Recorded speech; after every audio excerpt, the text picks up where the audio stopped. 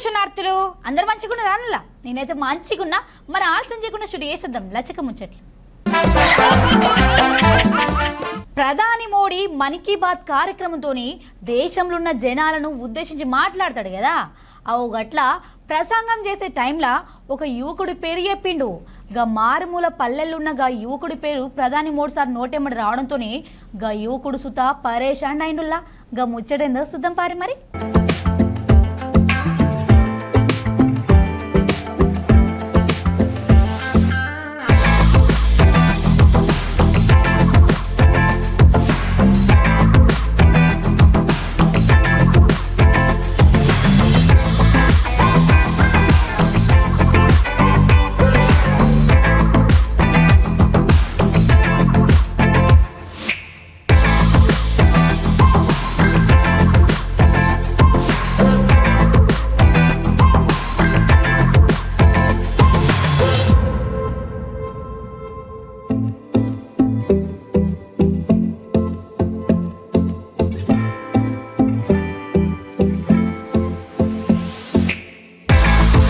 పేరుని అంటేనే మన తెలంగాణ ప్రాచీన సాంప్రదాయ కళ. కాకతీయుల కాలంలో ఒక వెలుగు వెలిగిన నాట్యం. అగో గదే కళను సాధన చేసుకుంటా దాన్నే ప్రాణం చేసుకున్నాడు. ఇగో గిడ గానొస్తున్నగి అన్న నేర్చుకున్న కళను ప్రపంచమంతటా చూపెట్టాలని చెప్పి విదేశాలలో సుత శిక్షణ ఇస్తాడు. తెలంగాణ భాష సాంస్కృతిక శాఖతో కలిసి వందల ప్రదర్శనలు ఇచ్చిండట గీ అన్న పేరుని కళతోని ప్రధాని మోడీ సార్తోని అట్లనే ఇంకొందరు ప్రముఖులతోని సుత తారీఫ్ అందుకున్నాడు.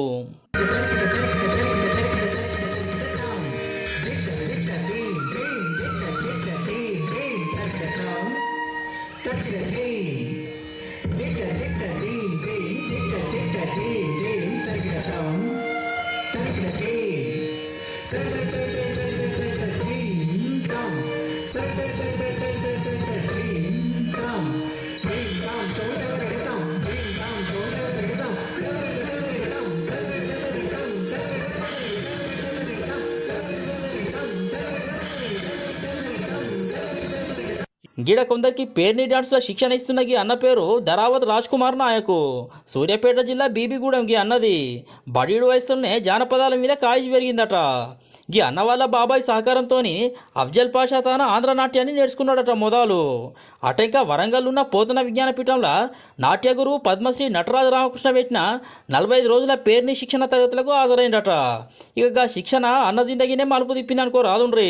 మొదటగా నా స్కూల్ ఏజ్లో జానపదాన్ని అభ్యసించాను. దాని తర్వాత గురువుగారైన అఫ్జల్ పాషా గారి దగ్గర ఆంధ్రనాట్యాన్ని నేర్చుకుంటూ తద్వారా అక్కడి నుంచి వారి గురువులైన కళాకృష్ణ గారు బండి కుమార్ గారి ఆధ్వర్యంలో ఓరుగల్లులో పుట్టిన పేరుని దాంట్లో నాకు నేర్చుకునే అవకాశం లభించి అక్కడికి వెళ్ళడం జరిగింది. ఆ 45 రోజుల శిక్షణ శిబిరంలో నా పేరుని ప్రస్తావన మొదలైంది. ఆ ప్రస్తావన చాలా అద్భుతమైన స్థాయిలో ఈరోజు ముందుకు సాగింది. వాస్తవానికైతే మా బంజారా కుటుంబంలో తీజ్ పండుగని జరుపుకుంటాము 9 రోజులు నవరాత్రులుగా. ఆ నవరాత్రుల్లో మేము ప్రతిరోజు మా సాంప్రదాయ సంబంధించి నా నృత్యాలను చేసేవాళ్ళం. దానికి అనుగుణంగానే నాకు జానపదం అనేది అందులో నుంచి అలవాటు అయి ఉండే. అమ్మ నాన్న కూడా ఎప్పుడు కూడా అట్లా పండగలకు వచ్చిన సందర్భానికి మేము చేస్తూ ఉండేవాళ్ళం. అక్కడి నుంచి ఇంట్రెస్ట్ పుట్టి ఏదైతే నేను మా గ్రామంలో ఉన్న స్కూల్లో చదువుకునేటప్పుడు జానపదాన్ని నేర్చుకున్నానో అక్కడి నుంచి మొదలైందనమాట. రాష్ట్రం అంతటా ప్రదర్శనలు ఇచ్చుకుంటా అందరినీ దిల్కుజ్ చేసుకుంటా పేర్ని నాట్యం కళ గొప్పతనాన్ని చాటి చెప్పిండు. ఢిల్లీలో జరిగిన గణతంత్ర దినోత్సవ వేడుకలలో పేర్ని కళను ప్రదర్శించిండు రాజ్ కుమార్ అన్న. అటెంకా మలేషియాకు పోయి ఏం తక్కువ 5 ఏళ్ల దాకా ఆడుండే కళాకారులకు అట్లనే యూత్ పిల్లగాళ్ళకు శిక్షణ ఇచ్చిండట. అయితే మన దేశంలో పేర్ని కళను అందరికీ పరిచయం చేయాలని చెప్పి మళ్ళీ మన భారతదేశానికి తిరిగి వచ్చిండు.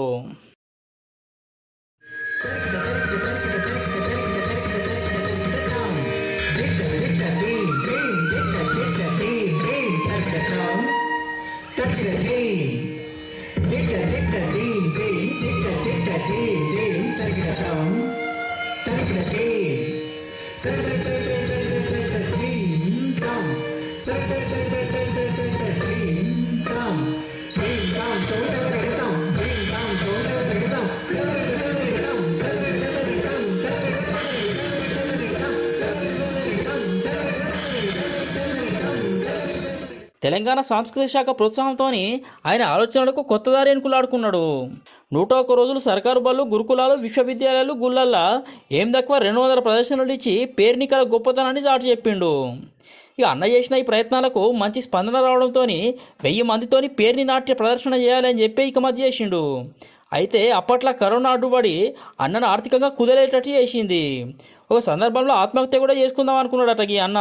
ఫైనాన్షియల్గా చాలా ఇబ్బంది పడి చెప్పాలంటే సూసైడ్ కేసెస్ దాకా కూడా వెళ్ళిపోవడం జరిగింది అనమాట. నేను అంటే ఎవరికి ఇంట్లో అమ్మ వాళ్ళకి తెలియదు, అన్నయ్య వాళ్ళకి కూడా తెలియదు. ఈ అవసరమా లేకపోతే అసలు నేను బతకాలనా, నేను ఎవరిని అడగాలి, ఏం చేయాలి అనే చాలా డిప్రెషన్కి వెళ్ళిపోయిన సందర్భంలో ఒక 2 సార్లు అటెంప్ట్ కూడా చేశాను. బట్ నాకు నేనే మళ్ళీ మోటివేషన్ చేసుకొని దాన్ని నిరాకరించాను. అని అదే సమయంలో ఒక చిన్న ఆన్లైన్ ప్రోగ్రామ్ వచ్చింది, ఆనందో బ్రహ్మ అని. ఒక మెడిటేషన్ గురువు గారు ఫోన్ చేసి ఇలా ప్రోగ్రామ్ చేయాలి, ఆన్లైన్లో 3000 రూపాయలు ఇస్తారు అని చెప్పేసి అంటే సరే అని చెప్పేసి పిల్లలందరినీ గ్యాదర్ చేసుకొని ఆ ప్రోగ్రామ్ చేశాను. ఆ ప్రోగ్రామ్ ద్వారా తెలియని ఒక ఎనర్జీ అనేది ఫామ్ అయిందని నేను భావించాను. అడుగు మళ్ళీ ఎప్పుడైతే వేశానో అక్కడి నుంచి ఏ నాడు కూడా మళ్ళీ వెనక్కి తిరిగి చూసుకోలేదు. పేర్ని నాట్యంతో రాజ్ కుమార్ అన్న ఇప్పటిదాకా 3000కు పైనే ప్రదర్శనలు చేసి పేర్ని నాట్యానికి కొత్త సొబగులు అద్దుతాననుకో రాదుండ్రి. అన్న తన పేరుని నేర్చుకున్న ప్రతిభ ఉన్న వాళ్లకు ఆర్థిక సాయం సుతా చేస్తాడట. బీటెక్లు, ఎంటెక్లు చేస్తున్న యూత్ పిల్లగాళ్లకు అట్లనే కొలువులు చేసుకుంటా పేరుని మీద కాయిష్ ఉన్న వాళ్ళకు సుతా ఈ పేరుని నాట్యాన్ని నేర్పుతాడు. పేరిణి అనేది ఎప్పటి నుంచో ఉన్నది. ఇప్పటి కాలంలో చాలా ఫేమస్ అనేది కూచిపూడి అండ్ భరతనాట్యం డాన్సెస్. కానీ పేరిణి అనేది ఎప్పటి నుంచో ఉంది, అది చాలా మందికి తెలీదు. సో ఈ విషయం నేను తెలుసుకొని మాస్టర్ రాజ్ కుమార్ గారు ఎప్పుడైతే పేరిణి డాన్స్తో ఇట్లా ఫేమస్ అవుతున్నారో అప్పటి నుంచి నాకు చాలా ఇంట్రెస్ట్ వచ్చింది పేరిణి నేర్చుకోవాలి అని చెప్పి. పేరిణి నేను పాస్ట్ 4 years నుంచి నేర్చుకుంటున్నాను. పేరిణి డాన్స్ చేస్తున్నంతసేపు చాలా ప్రశాంతంగా అనిపిస్తుంది. అంటే శివుడి తాండవం ఏ విధంగా అయితే ఉంటుందో పేరిణి చేస్తున్నంతసేపు ఆయన మన మీద పుంజుకొని వచ్చి నాట్యం చేస్తున్నట్టుగా అనిపిస్తుంటుంది మనకి. ఒకరోజు మా గురువు గారు రాజ్ కుమార్ గారి యొక్క నృత్య ప్రదర్శన చూశాను. ఎప్పుడైతే అది చూశానో నాకంటూ నేను కూడా నేర్చుకోవాలి, నేను కూడా ఆ గురువుగారు అంత లెవెల్కి ఎదగాలని నాకు ఒక కోరిక అనేది వచ్చింది. ఆ కోరిక వల్ల నేను 10వ తరగతి ఉండగానే నేను నేర్చుకోవడం మొదలుపెట్టాను. మా గురువుగారు కూడా మాకు ఉచితంగానే నేర్పించారు. ఈ కళలు అనేది అద్భుతమైన నైపుణ్యాన్ని దాగి ఉన్న, అంటే ఒక టాలెంట్ని దాగి ఉంటుంది. కళ అనగానే మనకు నైపుణ్యత గుర్తొస్తుంది. సో ఈ కళల్లో చాలా అద్భుతాలు ఉంటాయి. తప్పనిసరి ఇది విద్యార్థి దశ నుంచి తీసుకురావాలనే గొప్ప విషయాన్ని పద్మశ్రీ డాక్టర్ నటరాజ రామకృష్ణ గారు అన్నారు. అదే విషయాన్ని నేను బలంగా పట్టుకొని ముందుకు వెళ్తున్నాను. సో వీటిలో ఉన్నది ఏంటంటే కళ అనగానే మనకు టాలెంట్ అని గుర్తొస్తుంది. కాబట్టి తప్పనిసరి ప్రతి విద్యార్థి కూడా ఈ సాంస్కృతిక కార్యక్రమాలు, ఈ కళారంగంలో ఏదో ఒక దాన్ని నేర్చుకోక తప్పదని చెప్పేసి నేను చెప్తున్నాను సార్. సో ఆ విధంగానే నేను నేర్చుకోవడం జరిగింది. ఆ విధంగానే నేను ఎంతోమంది కళాకారులకు కూడా అదే విషయాన్ని వాళ్ళకు తెలియజేస్తూ వారిని ఈ సాంస్కృతిక కార్యక్రమాల్లో ఇన్వాల్వ్ అయ్యేటట్టు చేస్తూ నేను ముందు తీసుకెళ్తాను. తెలంగాణ శాస్త్రీయ నృత్యమైన పేర్ని నాట్యాన్ని బతికించడానికి రాజ్ కుమార్ అన్న పడుతున్న కష్టానికి కొన్ని అవార్డులు సుతా వచ్చినాయి. కేంద్ర సర్కారు ఉస్తాద్ బిస్మిల్లా ఖాన్ యువ పురస్కారంతో సత్కరించింది. ఇక గీనడు అనే మన్ కీ బాత్ ప్రోగ్రాంలో ప్రధాని మోడీ సార్ రాజ్ కుమార్ అన్నను తారీఫ్ చేసిండు. पुरस्कार के एक और विजेता राजकुमार नायक जी ने तेलंगाना के 31 जिलों में 101 दिन तक चलने वाली पेरिनी ओडिसी का आयोजन किया था. आज लोग इन्हें पेरिनी राजकुमार के नाम से जानने लगे हैं. पेरिनी नाट्यम भगवान शिव को समर्पित एक नृत्य है जो काकतीय डायनेस्टी के दौर में काफी लोकप्रिय था. इस डायनेस्टी की जड़ें आज के तेलंगाना से जुड़ी हैं. అట్లనే మన తెలంగాణ ముఖ్యమంత్రి రేవంత్ రెడ్డి అన్న రాజ్ కుమార్ అన్న ప్రతిభను గుర్తించి సన్మానం చేసిండు. అయితే క్రీడాకారుల లెక్కనే కళాకారులను సుతా గుర్తించి తగిన ప్రోత్సాహం ఇస్తే ఇంకిత రాణిస్తామంటాడు రాజ్ కుమార్ అన్న. అందిన గొప్ప అవకాశం 2020 నాటి సంవత్సరానికి సందర్భంగా ఉస్తాద్ బిస్మిల్లా ఖాన్ అనే యువ పురస్కారం, నేషనల్ అవార్డు. అంటే 40 సంవత్సరాలలోపు ఉన్న వారికి ఇది ఒక ప్రెస్టీజియస్ అవార్డు.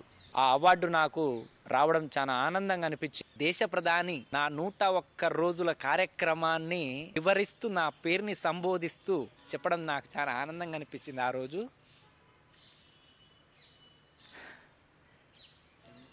అంటే నేను ఏనాడు కూడా నేను నాయక్ ఒక బంజారా కుటుంబానికి సంబంధించిన వ్యక్తిని ఎక్కడ కూడా చెప్పలేదు. ఎందుకంటే సమస్తం ఒక్కటే అని భావించేవాడిని. చిన్నప్పటి నుంచి అదే ఫీల్తో ఉండేవాడిని.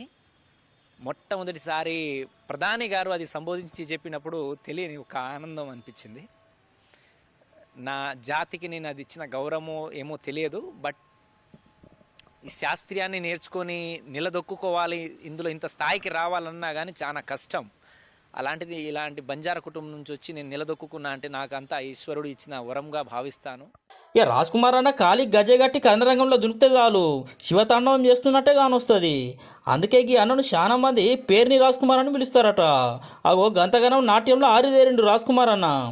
ఒకప్పుడు ఒక పూట అన్నం కోసం తల్లితోని కలిసి ఒక రైస్ మిల్లులో పనిచేసిన రాజ్ కుమార్ అన్న పేరుని నాట్య కళాకారునిగా ఇప్పుడు అందరితోని ప్రశంసలు అందుకుంటాడు. అన్ని చోట్ల ప్రదర్శనలు ఇచ్చుడే కాకుండా నమ్ముకున్న పేరుని కళను ప్రపంచవ్యాప్తం చేసే లక్ష్యంగా పెట్టుకున్నాడు.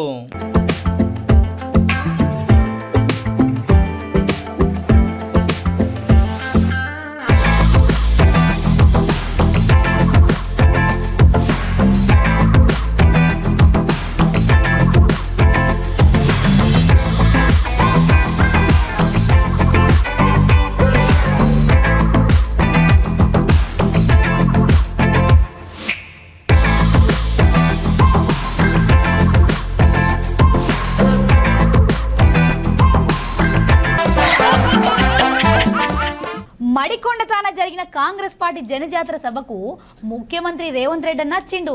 లోక్సభ ఎన్నికలలో కాంగ్రెస్ గెలుచుడు ఖాయం అంటాడు. బీజేపీ బీఆర్ఎస్ మీద గిట్ల గరమైండు అన్న. చర్చల మీద మాట్లాడదామంటే పారిపోతాడు. ఎవరినో ఒకరిని అడ్డం పెట్టుకొని అసెంబ్లీకి రాకుండా తప్పించుకున్నాడు. అసెంబ్లీ రాని దద్దమ్మలు, బడికి రాని బడి దొంగలు లాంటి వాళ్ళు అంతేనా? మరి అట్లాంటి బడి దొంగలు నేను టీవీ కూర్చొని 4 గంటలు కూర్చున్నాడు. సిగ్గున్నదా అని అడుగుతున్నా. 10 ఏళ్ళు ముఖ్యమంత్రి చేసిన ప్రతిపక్ష నాయకుడు అసెంబ్లీకి రాకుండా, సమస్యల మీద మాట్లాడకుండా, ప్రభుత్వానికి సలహాలు ఇవ్వకుండా గత ప్రభుత్వంలో జరిగిన దోపిడీని ప్రశ్నించి అంగిలాగు ఊడదీస్తామని అసెంబ్లీలో మా కళ్ళలకు చూసే ధైర్యం లేక పారిపోయి టీవీలో కూర్చొని నిన్న ప్రగల్భాలు మాట్లాడుతున్నాడు. ఆయన మెదడును రంగరించి ఆయన రక్తాన్ని దారబోసి కాళేశ్వరం కట్టిండంట. దద్దమ్మ, నువ్వు అట్లా కట్టినవో లేదో ఇట్లా కూలిపోయింది. ఇంతకంటే ప్రపంచంలో దివాలగాడేవాడని ఉంటాడా అని నేను అడుగుతున్నా. కాళేశ్వరం డిజైన్ వేసినప్పుడు తీసినవా, దిగినప్పుడు దించినవా అని నేను అడుగుతున్నా. రాపోలం ఇప్పుడు కూడా మా శ్రీధర్ బాబు గారి నియోజకవర్గమే మంతన్నిలోనే కాళేశ్వరం ఉంది. చిన్న కాళేశ్వరం కలిసిపోదాం. సూటిగా సవాలు విసురుతున్న కేసీఆర్, నువ్వు కట్టిన అద్భుతం ఏందో, ఈ అద్భుతం తెలంగాణకు ఏ రకంగా ఉపయోగపడుతుందో మేమందరం వస్తాం, ఆమె కూర్చుందాం, నిపుణులను పిలిపిద్దాం, మేధావులను పిలిపిద్దాం, తెలంగాణ సమాజాన్ని ఆహ్వానిద్దాం. అన్ని ప్రభుత్వమే ఏర్పాటు చేస్తుంది. నీకు దమ్ము, ధైర్యం, నీతి, నిజాయితీ, చిత్తశుద్ధి ఉంటే రా కాళేశ్వరం పోదాం. అడిగేటోడు నీవోడే, చూపించేటోడు నీవోడే. నీ సొల్లు పురాణం అంతా 4 గంటలు చెప్తున్నావు కదా. నువ్వు కట్టింది అద్భుతమైతే కాళేశ్వరం దగ్గరనే చర్చ పెడదాం రా. 1,00,000 కోట్లు ఖర్చు పెట్టి కట్టిన కాళేశ్వరం కూలింది, మేడిగడ్డ మేడి పండైంది, సుందిల్ల సున్నమైంది, అన్నారం ఆకాశంలో కలిసిపోయింది. ఇది ఆ సన్నాసి చేసిన గొప్ప పని. 10 ఏళ్ళు ఇస్తే గది కట్టిండ్రు. అదే మా కాంగ్రెస్ పార్టీ అధికారంలో ఉన్నప్పుడు, స్వతంత్రం వచ్చినప్పుడు పండిత్ జవహర్లాల్ నెహ్రూ గారు నాగార్జున సాగర్ కట్టిండు. ఎట్లుందో ఒక్కసారి చూడు. అదే మా పార్టీ అధికారంలో ఉన్నప్పుడు శ్రీశైలం కట్టినాం, శ్రీరామ్ సాగర్ కట్టినాం, కల్వకుర్తి కట్టినాం, భీమా కట్టినాం, నెట్టంపాడు కట్టినాం, జూరాల కట్టినాం, శ్రీహరి గారు మొదలుపెట్టిన దేవాదుల కట్టినాం. మేం కట్టిన ప్రాజెక్టులు ఎట్లున్నాయో ఒక్కసారి వచ్చి చూద్దాం రా. నువ్వు కట్టిన కాళేశ్వరం ఎట్లేడుస్తుందో ఒక్కసారి చూసొద్దాం. అందుకే ఈరోజు ఇక సన్నాసి గురించి ఎంత చెప్పినా సచ్చిన పామే. సచ్చిన పావును ఏం కొడతామా? ఇవాళ టీఆర్ఎస్కే నన్ను డిపాజిట్ వచ్చే పరిస్థితి ఉందా? చూసి రానులా గివి మరి ఎట్లా లచ్చక ముచ్చట్లు ఇంకొన్ని ముచ్చట్లతో మళ్ళీ కలుస్తా అంతవరకుంటే మరి